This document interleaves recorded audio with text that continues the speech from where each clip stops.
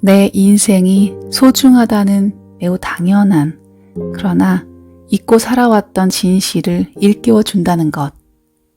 여행이 좋을 수밖에 없는 이유. 안녕하세요. 나에게 힐링책입니다. 오늘 소개해드리고 싶은 책은 김성현 작가의 떠나고 싶은 그대에게입니다. 이 책은 3년 전쯤 동료에게서 선물로 받은 책입니다. 그때 당시 저는 일상에 매우 지쳐있고 어디론가 떠나고 싶은 그런 상태였었고, 동료가 저의 그 모습을 보고 사준 책입니다. 그래서 매우 위로가 됐었던 책이고, 3년 만에 다시 이 책을 보니 정말 여행을 가고 싶다라는 생각이 들었습니다. 혹시 지금 너무 많이 지치고 힘들어서 어딘가 훌쩍 떠나고 싶은 분들이 있다면 기회를 내서 여행을 가거나 아니면 여행책을 통해 여행을 해보시라고 말하고 싶습니다. 당연하지 않은 당연함. 살다 보면 당연하게 여기는 것이 참 많은 것 같다. 당연하다고 생각하는 것이 당연할 일이 아니었음은 가방을 내려놓고 배낭을 들 때 비로소 보이기 시작했다. 일상에서 자연스럽게 누리던 것들이 없는 상황에 놓이면서 그게 얼마나 소중한 것인지 뒤늦게 깨달은 것이다. 연일 빵으로 끼니를 때워 느끼해진 속을 풀어줄 김치찌개 하나 먹을 곳 없는 낯선 시골 마을에서는 한식이 당연함이 아닌 감사함으로 승화되었고, 하노이에서 호치민까지 2박 3일을 내내 버스를 달리고 나서는 누워서 잔다는 것조차 당연함일 수 없음을 알게 되었다. 내게 여행은 감사 훈련의 시작이었다. 당연함이, 사소함이 감사함이 되고 나서는 인생의 모든 것을 대하는 자세가 바뀌었고, 감사로 성숙해진 당연함은 감흥 없던 흑백의 삶에 다채로운 색깔을 덧입혀 행복이라는 제목의 작품을 완성해 주었다. 세상에 당연할 수 있는 것은 딱 하나밖에 없는 듯하다. 인생에 대해 감사하는 마음.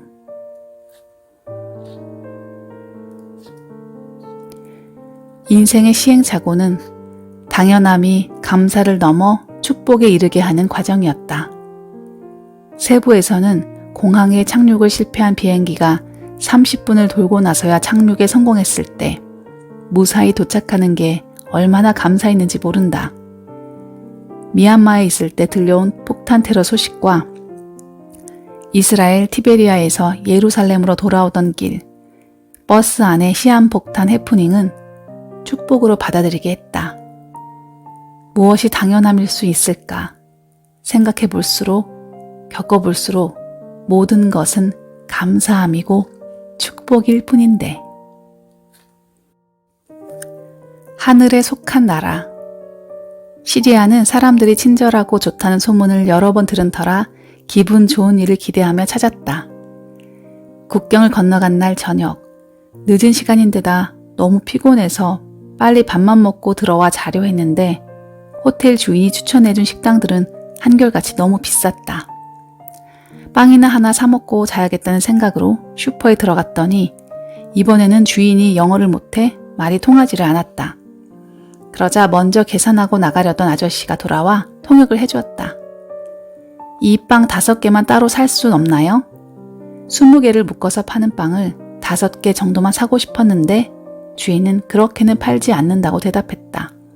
그러자 통역을 자청한 아저씨는 자기가 나머지를 사주겠다며 15개 값을 지불하고는 나머지를 사라면서 5개를 내게 꺼내주었다. 고마운 아저씨를 통해 시리아는 첫날부터 참 따뜻했다. 다음날 아침에는 알레포 구시가지로 향했다. 구시가지에서 만난 사람들도 어김없이 친절했다. 길을 물으니 자기 가게로 데려가 콜라를 주며 친절하게 가르쳐주던 아저씨, 영어 회화책을 꺼내서는 떠듬떠듬 이것저것 물어오던 주스 가게 아저씨, 아이스크림 먹을래? 하면서 자기가 먹던 아이스크림을 내밀던 10대 후반의 아이와 복잡한 도로에서 차를 세우고는 안전하게 건너도록 배려해준 택시기사 아저씨에 이르기까지 시리아에서 만난 사람들은 모두가 하늘에서 온 사람들 같았다. 아니, 그 나라가 하늘에 속한 거였을까? 천사는 신의 일을 하는 사자라고 했다. 그렇다면 내가 만난 시리아 사람들이 천사들이라는 사실은 의심할 여지가 없는 것 같다. 산 개가 죽은 사자보다 낫다. 오스트리아에서는 가슴이 떨렸다. 개인적으로 가장 존경하는 클래식 거장인 베토벤 선생님의 무덤이 그곳에 있다는 이야기를 들었기 때문이었다. 마침 지인의 지인 되는 분의 도움까지 받을 수 있어서 손쉽게 무덤을 찾아갈 수 있었다.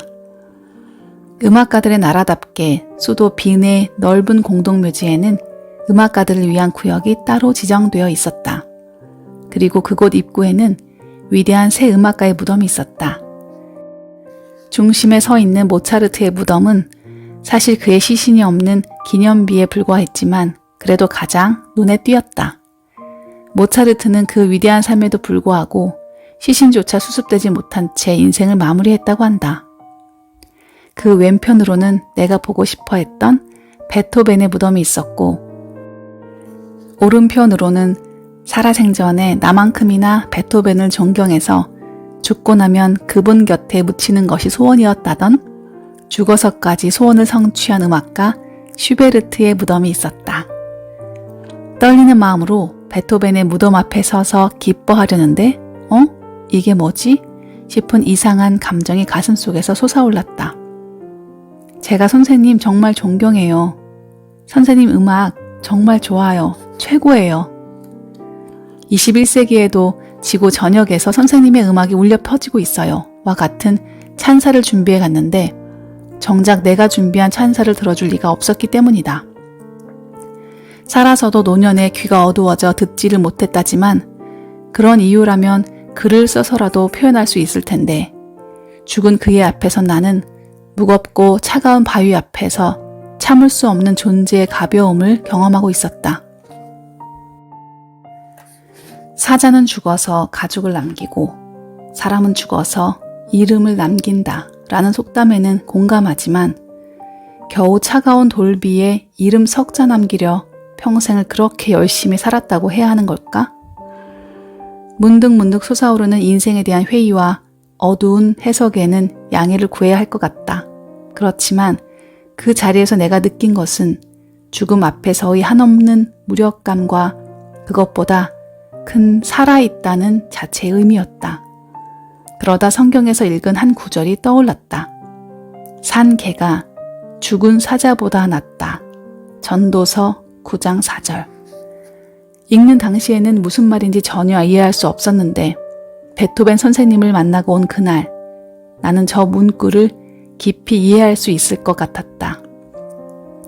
난 비록 사자처럼 세상을 호령하며 살지는 못하지만 개처럼 평범하고 초라할 수 있지만 그래도 살아있다는 것으로 인해 적어도 지금은 베토벤보다 위대한 하루를 보내고 있었다. 베토벤 선생님은 위대함을 뒤로하고 더 이상의 작곡도 어떤 활동도 할 수 없지만 살아있는 우리는 오늘 뭔가를 해낼 가능성이라는 위대함을 가지고 살아가고 있다는 거라는 생각이 들었다.